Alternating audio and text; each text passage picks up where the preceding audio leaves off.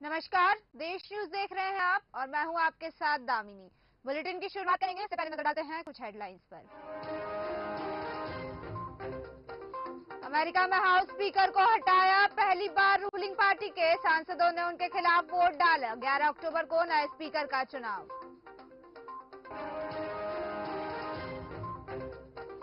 आम आदमी पार्षद संजय सिंह के घर ईडी का छापा, दिल्ली स्थित घर पर चल रही तलाशी। अब आबकारी नीति केस में चार्जशीट में है नाम।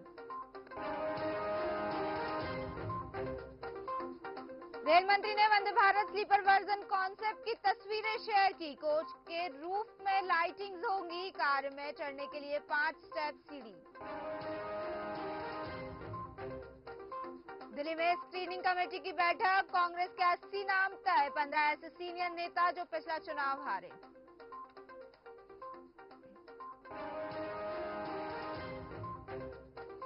कमलनाथ छिंदवाड़ा से लड़ेंगे विधानसभा चुनाव, कांग्रेस स्क्रीनिंग कमेटी की बैठक का फैसला। दिग्विजय विवेक तनखा को छोड़कर मैदान में उतरेंगे सभी दिग्गज। वहीं अब खबरों का सिलसिला शुरू करते हैं और सबसे पहले बात करेंगे सिक्किम की। सिक्किम में रुहोनक झील के ऊपर बादल फटने से लाचेन घाटी में तिस्ता नदी में अचानक बाढ़ आ गई। इस वजह से घाटी में सेना के कैंप को नुकसान पहुंचा है। वहीं 23 जवान लापता हो गए हैं। आपको बता दें, गुवाहाटी के डिफेंस पीआरओ ने बताया कि चुंगथांग बांध से पानी छोड़े जाने के कारण नीचे की ओर 15 से 20 फीट की ऊंचाई तक जल स्तर अचानक बढ़ गया है, जिसके कारण सिंगताम के पास बारदांग में खड़े सेना के वाहन डूब गए।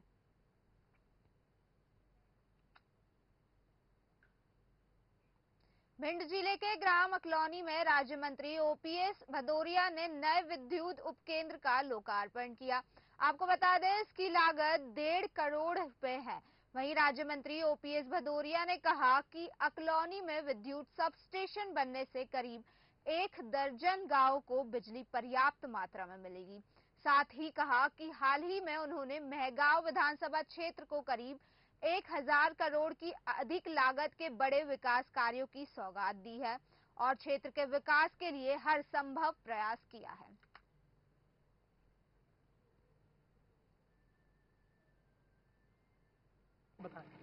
ये 156 करोड़ की लागत से नया विस्तृत सब स्टेशन बना है। ये माणेन सुनारपुरा से लेके अकलौनी, अछाई, भिलौआ, रायपुरा, बालूपुरा, प्रतापपुरा और खोतीपुरा, जो जितने भी आसपास के गांव हैं, क्योंकि जो फीडर अभी वर्तमान में जो सब स्टेशन यहाँ बना था हीरापुरा में, तो उस पर बहुत ज़्यादा लोड रहता था, तो वो लोड भी कम होगा और क्षेत्र में विद्युत आपूर्ति निर्बाध रूप से रह पाएगी। इसमें इसकी बहुत मददगार साबित होगा ये सब स्टेशन। और काफ़ी लंबे समय से मैं प्रयास कर रहा था। मैं विद्युत विभाग के अधिकारियों को भी धन्यवाद देना चाहता हूँ, माननीय मंत्री जी को भी देना चाहता हूँ कि जल्दी से उन्होंने फंड रिलीज कर दिया और आज सब स्टेशन बन के तैयार है। बहुत जल्दी विद्युत सप्लाई से जारी होगी और इस क्षेत्र को। मध्य प्रदेश में अक्टूबर महीने में पिछले 10 साल से बारिश, गर्मी और ठंड का ट्रेंड चल रहा है। मौसम विभाग ने इस बार भी ऐसा ही होने का अनुमान जताया है। आपको बता दें, भोपाल में अक्टूबर महीने में पिछले 10 साल में 2 बार ऐसा हुआ जब रिकॉर्ड 5 इंच बारिश हुई। वहीं इंदौर, जबलपुर में भी ऐसी ही तस्वीरें देखने को मिली। दरअसल आईएमडी भोपाल के सीनियर वैज्ञानिक एचएस पांडे ने बताया कि अक्टूबर का महीना चेंज ओवर पीरियड माना जाता है और इस महीने मॉनसून विदाई पर रहता है, जिससे आसमान साफ हो जाता है और इसी कारण इस दिनों में गर्मी और रात में ठंड पड़ती है। वहीं उत्तर भारत में पश्चिमी विभोगों एक्टिव होने से बारिश होती है।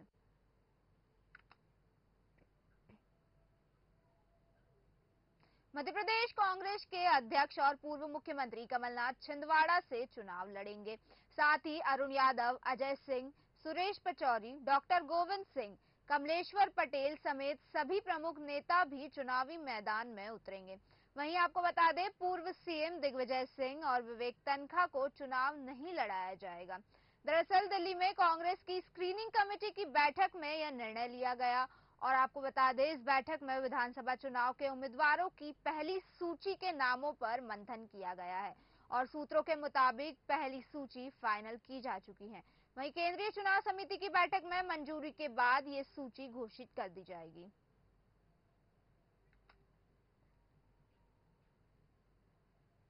आम आदमी पार्टी ने भिंड और मेहगांव विधानसभा से प्रत्याशी घोषित कर दिए हैं। आपको बता दें, भिंड से राहुल सिंह कुशवाहा और मेहगांव से सत्येंद्र सिंह भदौरिया को पार्टी ने प्रत्याशी घोषित किया है और टिकट फाइनल होने के बाद भिंड और मेहगांव में दोनों प्रत्याशियों के समर्थकों में खुशी की लहर दिखाई दी। समर्थकों ने एक दूसरे को मिठाई खिलाकर आतिशबाजियां चलाई और प्रत्याशियों का फूलमालाओं के साथ स्वागत किया। वहीं भिंड में आम आदमी पार्टी के प्रत्याशी राहुल सिंह कुशवाहा ने कहा कि पार्टी ने उन पर भरोसा जताया है और उस पर वे खरा उतरेंगे। साथ ही मेहगांव विधानसभा से सत्येंद्र सिंह भदौरिया ने कहा कि पार्टी पूरे दमखम के साथ चुनाव लड़ेगी और प्रचंड बहुमत के साथ जीत हासिल करेगी। सबसे पहले तो अपने वरिष्ठ नेतृत्व को बहुत बहुत धन्यवाद देना चाहता हूं मैं आपके माध्यम से, और कहना चाहते हैं कि हम चुनाव लड़ेंगे पूरी दम से और पूरे मध्य प्रदेश की 230 विधानसभा सीटों पे हमारी पार्टी चुनाव लड़ रही है। हर जगह पूरी दम से चुनाव लड़ेंगे, चुनाव जीतेंगे। इन भ्रष्टाचारियों का, इन षड्यंत्रकारियों का, इनका हम लोग सफाया करेंगे और पूरे प्रदेश में अपनी सरकार बनाएंगे। और सबको शुभकामनाएं। आपका टिकट है, ये हमारा टिकट नहीं है अकेला, इसके लिए आप सबको मेहनत करनी होगी और इन भ्रष्टाचारियों और षड्यंत्रकारियों को सर नीचा करना। खबर भोपाल से है, जहां अटल पथ प्लेटिनम प्लाजा के पास दो वाहन आपस में टकरा गए। हालांकि दोनों वाहन चालकों को चोट नहीं आई, लेकिन दोनों का आपसी विवाद भीड़ का कारण बन गया और दोनों चालक मारपीट करने लगे। बता दें कि वही मौके पर पुलिस ने पहुंचकर मामला शांत करवाया।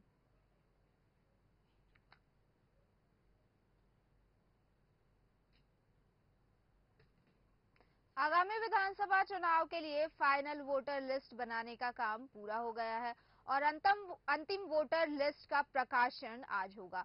आपको बता दें, प्रदेश में 2023 के विधानसभा चुनाव में 18 से 19 साल के 56,889 युवा वोटर पहली बार वोट करेंगे और राजनीतिक दलों को इसकी सूची दी जाएगी।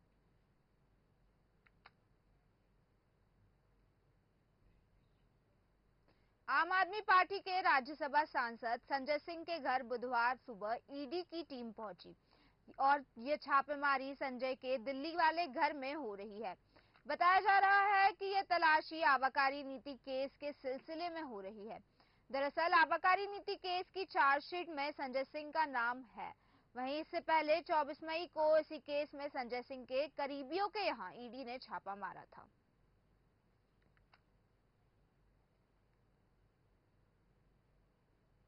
महाराष्ट्र के नांदेड़ के शंकरराव चव्हाण सरकारी अस्पताल में 24 घंटे में 24 मौतों के बाद 1 और 2 अक्टूबर को और 8 लोगों की जान गई। इसी के साथ 48 घंटे में अस्पताल में जान गंवाने वाले मरीजों की संख्या 32 पर पहुंच गई है। उधर छत्रपति संभाजी नगर के शासकीय मेडिकल कॉलेज और हॉस्पिटल में 24 में से 18 मरीजों की मौत हुई। इनमें 2 नवजात थे। वहीं अस्पताल के चिकित्सा अधीक्षक ने कहा कि ये मौतें 2 अक्टूबर सुबह 8 बजे से 3 अक्टूबर की सुबह 8 बजे के बीच हुई है और उसी तरह से महाराष्ट्र के 2 अस्पतालों में बीते दिनों में 50 मरीजों की मौत हुई है।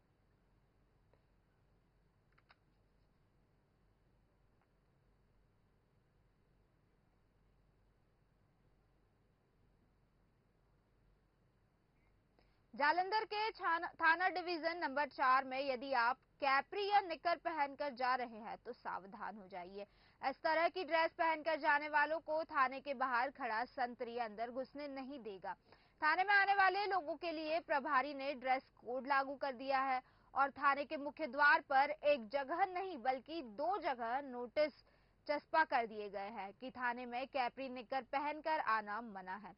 हालांकि थाने के अपनी शिकायत लेकर आने वालों के लिए डीजीपी दफ्तर से या फिर पुलिस कमिश्नर दफ्तर से कोई आदेश नहीं है, लेकिन थाना डिवीजन नंबर 4 में अपने स्तर पर ही ये नोटिस चस्पा किए गए हैं। इस संबंध में जब थाने के स्टाफ से पूछा गया तो उनका तर्क था कि किसी भी सरकारी दफ्तर में यदि कोई कैप्री या निकर पहनकर आ जाए तो अच्छा नहीं लगता और ये हमारी संस्कृति नहीं है।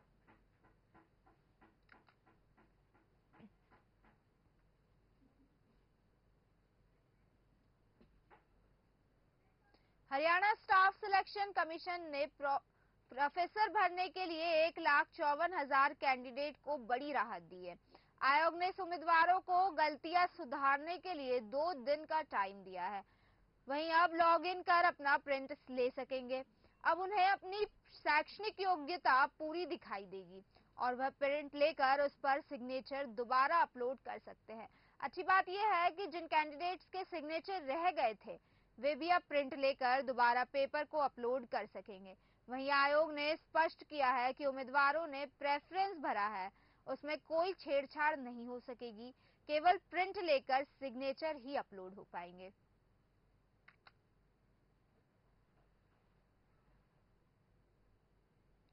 लुधियाना के सिविल अस्पताल में मंगलवार देर रात शराब के नशे में 3 युवकों ने जमकर हंगामा किया। युवक अस्पताल के सामने शराब पीकर आ रहे थे। जब अस्पताल की पार्किंग के कारिंदों ने उन्हें रोकने की कोशिश की तो वे उससे मारपीट करने लगे। शोर सुनकर आसपास के लोग मौके पर पहुंचे और हंगामा करने वाले युवकों को समझाने की कोशिश की, लेकिन वे नहीं माने और गाली गलौज करते रहे। इस दौरान एक युवक ने एम्बुलेंस का रास्ता रोक उससे आगे लेट गया और हंगामे की सूचना पाकर अस्पताल चौकी इंचार्ज राजेंद्र सिंह और थाना डिवीजन नंबर 2 के एसएचओ अमृतपाल शर्मा पुलिस बल सहित पहुंचे। इसके बाद हंगामा करने वाले युवकों को पुलिस ने पूछताछ के लिए हिरासत में ले लिया है।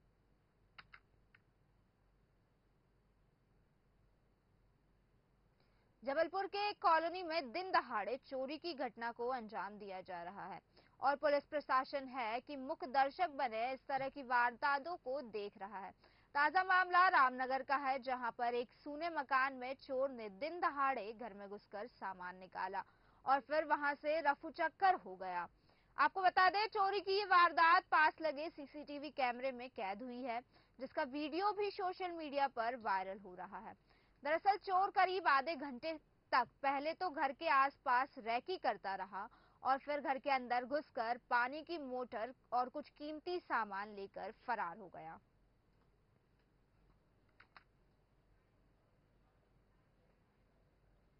पांच अक्टूबर को प्रधानमंत्री नरेंद्र मोदी जबलपुर आ रहे हैं, जहां प्रधानमंत्री 12,000 करोड़ के विकास कार्य का भूमि पूजन करेंगे। आपको बता दें, प्रधानमंत्री नरेंद्र मोदी करीब 2 घंटे शहर में रहेंगे। इस दौरान वो एक विशाल आम सभा को भी संबोधित करेंगे और नरेंद्र मोदी की सभा में करीब 1 लाख से अधिक लोगों के आने का दावा किया जा रहा है। साथ ही उनके जबलपुर आगमन को लेकर सारी तैयारियां लगभग पूरी हो चुकी है।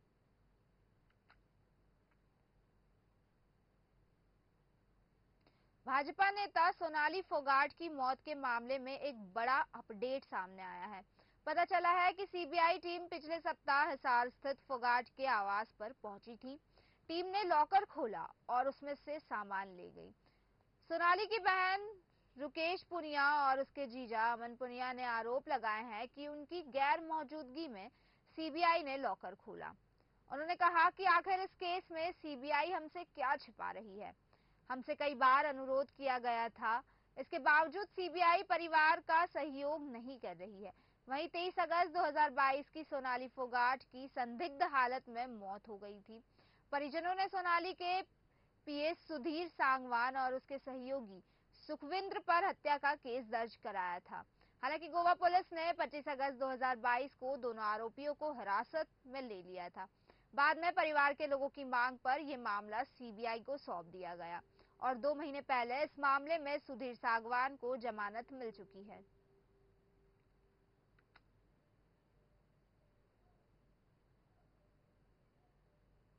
चंडीगढ़ के इंडस्ट्रियल एरिया फेज 2 में फर्नीचर की फैक्ट्री श्यामजी ट्रेडिंग कंपनी के मालिक को लगातार नगर निगम के नोटिस आ रहे हैं।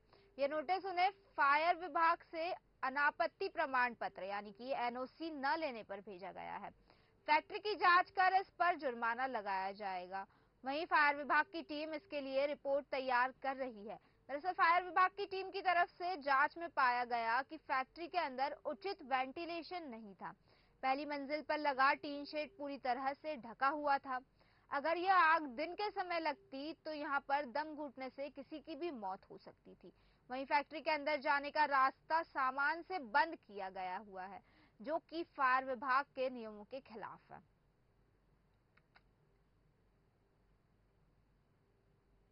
शरद पवार के भाई के बेटे रोहित पवार 24 अक्टूबर से युवा संघर्ष यात्रा निकालेंगे। इसमें वे लगभग 800 किलोमीटर तक पैदल मार्च करेंगे। ये जानकारी उन्होंने प्रेस कॉन्फ्रेंस के जरिए दी। दरअसल रोहित राष्ट्रवादी कांग्रेस पार्टी के करजत जामखेड़ा विधानसभा क्षेत्र से विधायक है। उन्होंने कहा कि इस यात्रा का मकसद युवाओं को समस्या को सामने लाना है। वहीं रोहित पवार ने कहा कि देश में युवाओं के सामने आने वाले कई मुद्दों को देखने के बाद इस यात्रा का निर्णय लिया गया है। इसमें संविदा भर्ती और सिविल सेवा परीक्षाओं से जुड़े युवाओं के सवाल उठाए जाएंगे।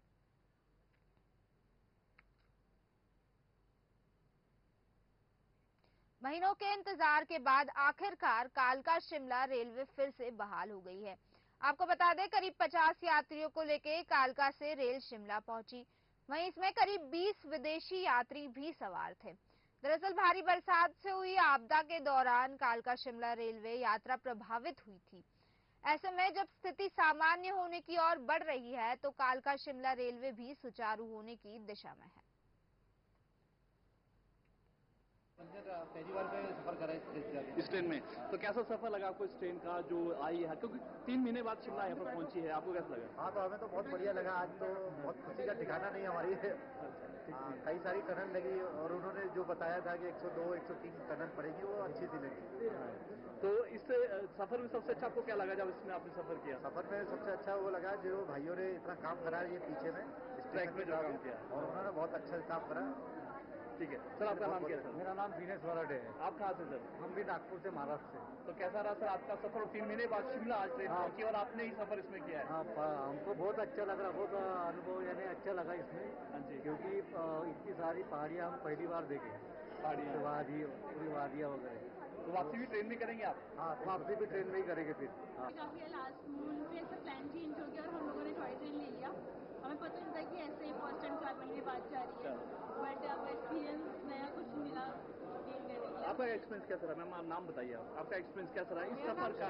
और मैं दिल्ली से हूँ। एक्सपीरियंस बहुत ही अमेजिंग था। मतलब बचपन से हमने सपना देखा था कि टॉय ट्रेन में जाएंगे, मूवीज में देखा था, लेकिन एडवेंचर भी रहा, थोड़ा डर लग रहा था, बट बहुत ही खुशी है कि रेलवेज का ये इतना मेहनत सफल हुआ। फिलहाल के बुलेटिन में बस इतना ही। बने रहिए देश न्यूज के साथ। नमस्कार।